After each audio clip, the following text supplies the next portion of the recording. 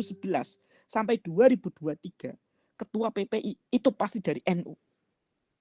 Saya juga nggak tahu. Ini bangunan-bangunan yang seperti ini tuh muncul sejak kapan? Karena saya datang ke Maroko kan mulai 2017. Tiba-tiba politik-politik demikian itu kok muncul.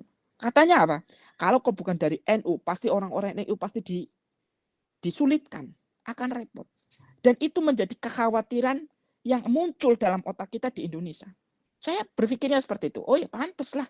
Kalau kok kita negara agama Islam, mayoritas agamanya Islam, kemudian pemimpinnya kok bukan Islam, ada kemungkinan mereka-mereka yang menjadi pemimpin itu akan melegalkan segala cara hal-hal yang berbau maksiat. Ada kekhawatiran seperti itu. Makanya selalu ditubrukkan dengan apa? Dengan ayat-ayat yang ekstrim. Saya pernah menyampaikan ini kayaknya. Ayat-ayat ekstrim itu apa? La tattakhidul auliya minal musyrikin. Oh, wis pasti itu. Nggak boleh mengambil pemimpin dari kaum-kaum musyrik itu. Wah, repot itu. Ditubrukan itu terus. Ayat-ayat itu selalu menjadi muncul ketika tahun-tahun politik itu ada. Coba di sekarang kok tadi menyebut Surya Paloh kok mimpin. Wah, pasti itu ayat itu akan muncul. Tapi hebatnya Surya Paloh itu dia tahu sadar diri, jiper dia itu. Udah jiper, saya mau maju lorot dewe daripada maju. Ya mungkin benar dia ada kemungkinan untuk dipilih ada, tapi jiper dia pasti itu. Saingannya umat-umat Islam. Jangankan sekarang, jangankan kita mau dulu-dulu. Sekarang aja Pak Ganjar itu muncul di stasiun televisi konteks azan. Itu sudah jadikan politik identitas itu. Kemudian menyampaikan Pak Ganjar itu seorang yang taat beribadah, itu termasuk pembawaan politik identitas. Biar apa? Kita warga Indonesia itu pasti ngomong, oh kalau berarti taat beribadah itu pasti soleh, pasti begini. Belum tentu. Ya kan? Dulu kita tahu Pak Jokowi kira-kira membawa nama baik Pak Kiai Ma'ruf Amin itu untuk apa? Untuk menarik simpatisan dari NU. Ya ada kemungkinan seperti itu. Tapi ya kita nggak tahu ya tujuan apa makositnya itu. Makositnya dia membawa Kiai itu apa? Apa makositnya Pak Anies kok membawa Caimin? Itu apa? Padahal udah jelas-jelas AHY itu udah gandeng pertama kali. Ditikung sama Caimin. Iya ini. Repot itu. Ya politik memang seperti itu. Jadi kita mau menghilangkan yang namanya politik identitas itu ya kayaknya kok nggak mungkin itu. Pasti. Karena hal-hal yang demikian itu sudah pasti politik identitas. Kalau kok mau menghilangkan politik identitas, hilangkan kampanye yang berbau agama. Itu hilangkan. Jangan di masjid, jangan di waktu dakwah-dakwah, jangan gayanya saya sowan-sowan kiai. Itu apa? Sowan-sowan kiai biar beranggapan kita itu wah soleh banget nih. Sowan kiai itu kan membawa identitas. Identitas seorang santri, identitas seorang agamawan, identitas itu politik identitas. Apakah itu baik? Ya ada baiknya, ada buruknya. Apakah bisa dihilangkan di Indonesia? Mungkin, tetapi sangatlah sulit. Sangat sulit sekali. Saya sudah mengamati banyak-banyak ya. Mungkin teman-teman ini sudah bukan pertama kali dalam memilih pemimpin ya. Jadi kayaknya juga teman-teman tahu. Akan sulit sekali. Tetapi memang politik identitas yang terburuk menurut saya itu di tahun Ahok itu. Terburuk, harus ada demo 212 berjilid-jilid, itu menurut saya itu sangatlah buruk. Tetapi untuk saat ini sudah mulai mereda, tetapi tidak pernah menghilangkan namanya seperti itu. Coba lihat aja Pak Mahfud MD yang kita harapkan baik itu juga ternyata menyampaikan, saya yakin Pak Ganjar itu taat beribadah. Wah kan, hebat sekali. Sekarang kita lihat nanti gaya-gayanya Pak Prabowo gimana nih menggandeng Gibran ya. Kita lihat aja alurnya ya, kita masyarakat kecil ya cuma bisa melihat, menonton gitu ya. Seperti itu. Tentu ini menjadi seru sekali, itu politik identitas. Kemudian saya ingin menjawab juga terkait itu ya, TikTok Shop ya. Kita pasti tahu karena kita santri ya, tahu hukum ya. Jadi kita tahu salah satu hukum itu bisa berubah dengan ilatnya. Tahoyurul ahkam bitahoyurul ilah. Itu pasti. Sebuah hukum itu bisa berubah dengan berubahnya ilat. Kalau ilat itu kok sudah enggak seperti itu, pasti hukumnya juga berbeda. Dulu di zaman Kanjeng Nabi Muhammad, perang itu kayak diwajibkan. Karena apa? Ada ilatnya. Orang-orang musyrik itu memusuhi Kanjeng Nabi Muhammad. Jadi ada defense.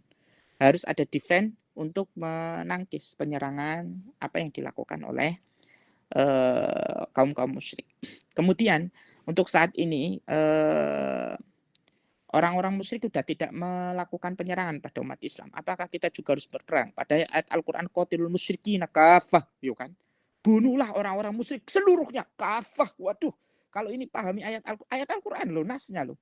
Orang-orang musyrik kalau dibunuh itu ya kan repot tuh kan. Makanya itu kemudian banyak ulama yang seperti Toha Abdul Rahman, kemudian juga ada Mahmud Toha itu sampaikan kalau itu sudah tidak berlaku lagi karena ilatnya sudah berubah. Umat-umat Islam itu tidak, umat-umat Kristen, umat-umat non Muslim itu sudah tidak lagi memusuhi umat-umat Islam. Berarti sudah ada berubah ilatnya. Makanya penting sekali kita kembali lagi ke TikTok Shop. Tidak hanya kita melihat mungkin ada beberapa hal yang dirugikan dari tidak adanya TikTok Shop. Mungkin Mas Agus Triyono termasuk orang yang berjualan di TikTok Shop ya, karena merasa terugikan atau gimana? Baru beli sekali, Pak. Iya, gak apa-apa, santai aja. Ya kita lihat ilatnya ya. Saya pernah membaca di Kumparan. Saya nggak yakin tuh ya. Nanti terserah kawan-kawan itu mau sepakat atau enggak. Saya itu nggak yakin kalau ini benar apa enggak. Saya juga kurang memahami itu ya. Saya jujur saja kurang memahami terkait TikTok Shop. Yang saya pahami dari Kumparan itu menyampaikan alasan kenapa kok TikTok Shop ditutup. Itu salah satunya karena TikTok Shop itu tidak memiliki izin. Jadi alasannya itu tidak memiliki izin. Jadi beda. Dia hanya memiliki izin kantor saja di Indonesia, tetapi tidak memiliki izin untuk berdagang. Itu yang membedakan. Dan itu jadinya kan berbeda.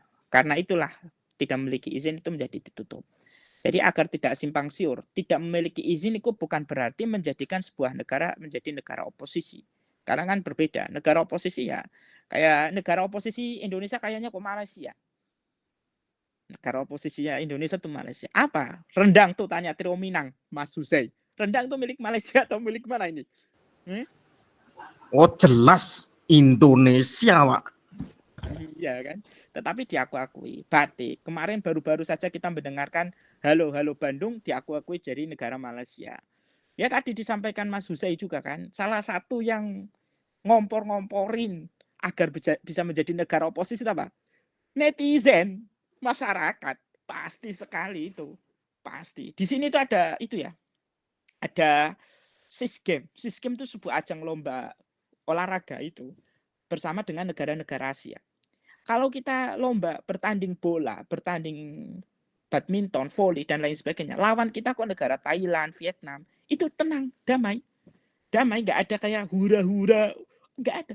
Tapi kalau kita melawannya Malaysia, itu saya juga heran. Teman-teman itu bisa anarkis gitu loh. Ada macannya jadi kucing, itu apa? Logonya Malaysia itu kan macan, tapi jadi kucing. Jangan, sebentar Malik. Itu jadi kayak seperti itu. Jadi anarkisnya itu seperti itu. Kalau ditanyakan negara oposisinya, ya negaranya Malaysia. Terus bagaimana dengan negara Cina? Saya kira kok nggak sampai. Nggak sampai kok sampai negara Cina menjadi negara oposisinya Indonesia itu nggak sampai. Tapi kalau Malaysia kok aneh-aneh lagi. Pasti Indonesia garda terdepan itu. Netizen kita itu orang-orang terdepan. Jadi kayaknya nggak mungkin gara-gara TikTok Shop itu ditutup Indonesia menjadi Cina menjadi negara oposisi. Apalagi Anda persaingan ekonomi. Persaingan ekonomi tidak hanya karena negara oposisi. Negara tetangga bukan oposisi aja persaingan ekonomi sudah pasti itu. Sudah pasti. Tidak, karena memang untuk memajukan sebuah negara ya pasti harus bersaing. Itu seperti itu. Jangankan negara, kamu dengan Huzai misalnya, kamu jualan baju, Huzai jualan baju, ya persaingan ekonomi. Tetapi apa kamu bermusuhan dengan Huzai? Ya enggak. Kedepankan kita apa? Rezekinya ya dari Gusti Allah. Terserah gitu kan. Itu pasti gitu. Tapi tidak menjadikan negara oposisi. Itu seperti itu ya kawan-kawan semuanya ya. Baik, saya akan menyampaikan bukan tugas ya, kisi-kisi untuk UTS. Mungkin minggu besok kan sudah UTS ya, minggu depan sudah UTS kan? Ya, Ahmad Mundir ya. Jadi Jadi Bapak Tambun. tugasnya, ya. Soalnya itu adalah membuat video ya, buat video pendek, 3 menit sampai 5 menit, maksimal 5 menit, 3 menit sampai 5 menit. Terkait apa? Terkait konflik Israel dan Palestina. Yang kalian harus ditekankan dalam video itu ya. Terkait ini soalnya udah saya serahkan nanti ke Unuga. Jadi terkait politik Israel dan Palestina. Ini memang sedang ramai sekali dan memang kita harus memiliki kontribusi di dalamnya. Sebagai saudara kita harus memiliki kontribusi. Saya berpikir, oh ya kenapa saya sebagai dosen kenapa enggak memanfaatkan bersama kawan-kawan mahasiswa, kita harus memiliki peran penting sebagai mahasiswa, berbeda dengan orang-orang yang demo tapi tidak memberikan dampak apapun. Siapa tahu dari video kalian salah satunya ada yang viral, ya kan? Siapa tahu, saya kan cuma berusaha. Tiba-tiba videonya Agus Triono, ya kan? Viral. Waduh, hebat kali, Bah. Kan takutnya seperti itu. Makanya salah satu OTS-nya itu kita bikin video. Videonya terkait konflik Israel dan Palestina. Yang harus dalam videonya pertama perkenalan nama saya Agus Triono, saya dari PAI 5C gitu ya. Kemudian itu saja. Kemudian pendapat Anda tentang konflik Israel dan Palestina itu apa? Singkat aja. Kenapa? Mungkin karena rebutan negaranya, tanahnya atau apa. Setelah kalian jelaskan itu, sikap dan saran yang harusnya kita lakukan sebagai mahasiswa setelah kita belajar tentang siasat dusturiyah, dauliyah, dan maliyah.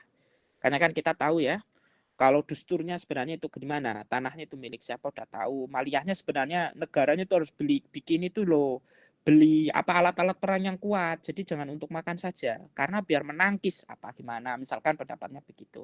Kalau secara dauliyah kemarin kita sampaikan, harusnya ada interaksi yang baik antara satu negara dengan negara lainnya, atau gimana, saran-sarannya gimana.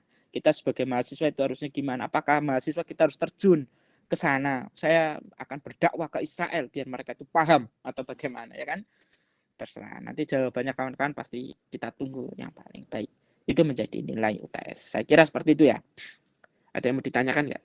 Cukup singkat saja. Untuk teknis pengumpulan di sistem nggih, Bapak? Enggak, nanti diupload di Instagram atau di TikTok. Nanti saya kesepakatan aja nanti. Nggih, siap. Bukan link YouTube, Pak. Enggak, di link YouTube. Enggak semua punya YouTube kayaknya. Iya. Nanti saya tanyakan. Biar media sosial kan? Ya. Nggak punya TikTok, Pak. Oh iya. Tapi Instagram punya Mbak Nadila? Punya. Oh iya. Punya, Pak. Nanti saya coba tanyakan kepada kawan-kawan juga di kelas-kelas lain ya. Untuk kesepakatan nanti kita upload bersama-sama. Kita gerakan Palestina. Nanti saya juga kasih tahu hashtagnya itu apa. Biar rame itu kan. Oh, ya. Siap, Pak, siap. Milenial banget kan. Oke. Ya udah seperti itu ya kawan-kawan semuanya. Semoga sehat semua, semoga lancar semua kerjaan. Amin. Terima kasih. Akhirul kalam. Assalamualaikum warahmatullahi wabarakatuh. Waalaikumsalam warahmatullahi wabarakatuh. Waalaikumsalam warahmatullahi wabarakatuh.